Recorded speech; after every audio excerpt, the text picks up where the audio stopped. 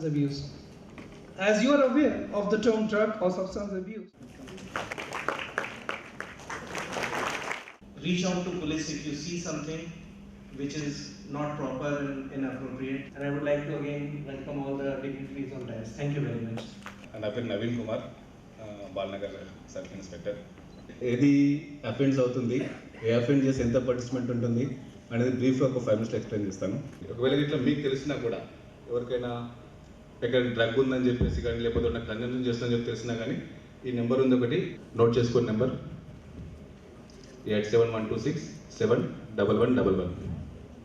So if you start consuming once, you will become addicted to that. But be careful, you should never touch.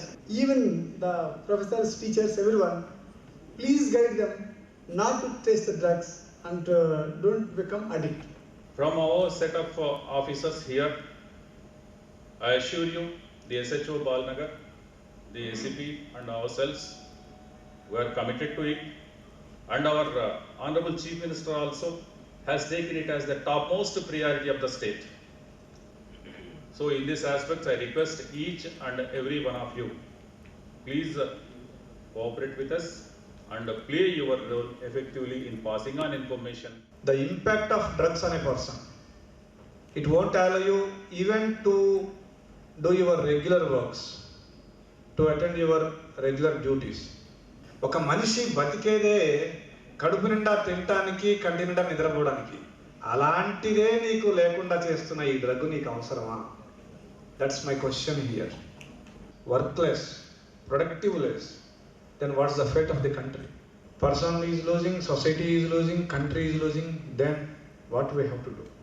What's our duty? We are doing our duty. We are talking to you. We are urging you. We are requesting you to stop this nonsense.